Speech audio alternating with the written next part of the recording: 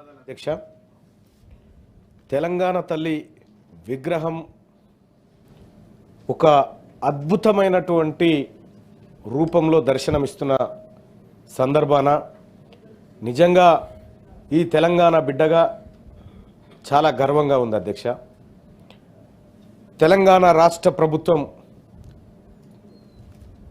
ప్రతిష్టాత్మకంగా విగ్రహ ఏర్పాటుకు తలపెట్టడం, అలాగే తెలంగాణ తల్లి ఒరిజినల్ రూపాన్ని వల్ల తెలంగాణ గడ్డకు పరిచయం చేయడం, ఇది తెలంగాణ ప్రజల సంతోషానికి కారణమవుతుంది అధ్యక్ష. ఇక్కడ ఒక తల్లి తన బిడ్డను కనడం కోసం 9 నెలల పాటు తన గర్భంలో మోస్తుంది. తెలంగాణ తల్లి 6 దశాబ్దాల పాటు ఈ తెలంగాణను మోసి ఇవాళ మనకు ప్రత్యేక రాష్ట్రాన్ని ఒక బిడ్డగా మనకు అందించినటువంటి శుభ సందర్భంలో తెలంగాణ తల్లి ఆకాశమంత ఎత్తుకు ఆ తల్లి విగ్రహం ఉండాలని చెప్పి తెలంగాణ బిడ్డలుగా మనం అందరం కోరుకోవడం సహజం, కోరుకోవాలి కూడా.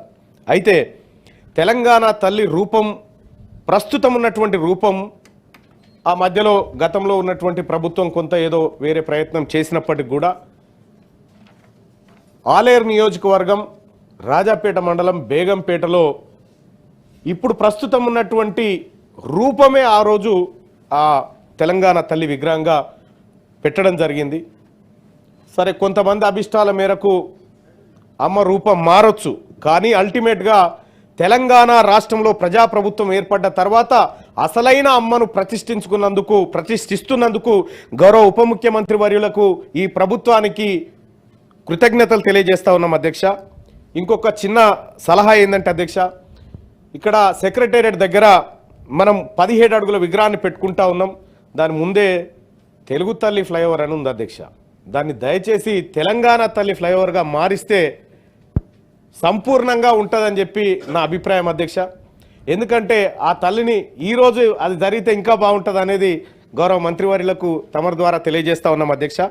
ఇక పచ్చదనం అధ్యక్ష, తెలంగాణ తల్లి వస్త్రం చూస్తూ ఉంటే అందులో మాకు బాయికాడ బాలమ్మ దేవత కనిపిస్తూ ఉంది అధ్యక్ష, మా పోచమ్మ తల్లి కనిపిస్తూ ఉంది, మా మైసమ్మ తల్లి కనిపిస్తూ ఉంది. అందులో ఆ గుండ్లు, ఆ తర్వాత ఆమె తిలకము, ఆమె బొట్టు ఏదైతే ఉందో మా తల్లిని చూసినట్టుంది అధ్యక్ష.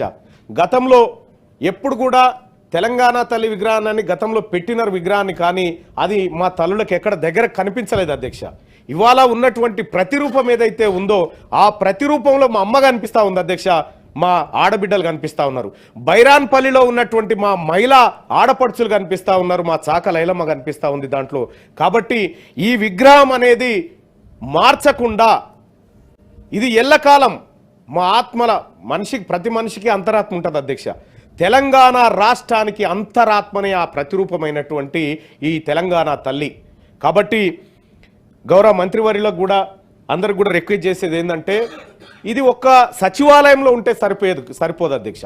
ప్రతి కలెక్టరేట్లో ఇది ఉండాలి, ప్రతి కార్యాలయంలో ఈ చిత్రపటం ఉండాల్సినటువంటి అవసరం ఉంది అధ్యక్ష.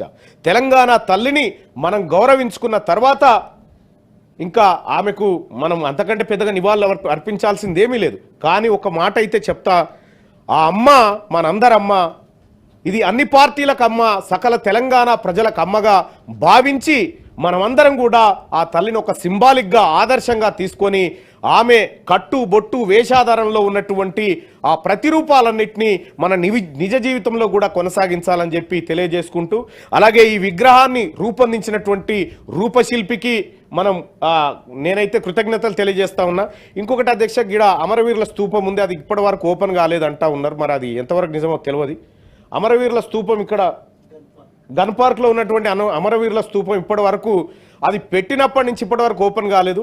ఈ రాష్ట్ర ప్రభుత్వం ఎట్లాగో ఈ ఐడెంటిటీని కాపాడే ప్రయత్నంలో ఉంది, మూలాలను పరిరక్షించే ప్రయత్నంలో ఉంది. కాబట్టి ఆ గన్ పార్క్లో ఉన్నటువంటి అమరవీరుల స్తూపాన్ని కూడా రాష్ట్ర ప్రభుత్వం పెద్ద ఎత్తున ఓపెనింగ్ చేసి అమరవీరులను గౌరవించుకోవాల్సినటువంటి అవసరాన్ని తమ ద్వారా గుర్తు చేస్తూ అవకాశం కల్పించినందుకు ధన్యవాదాలు అధ్యక్ష.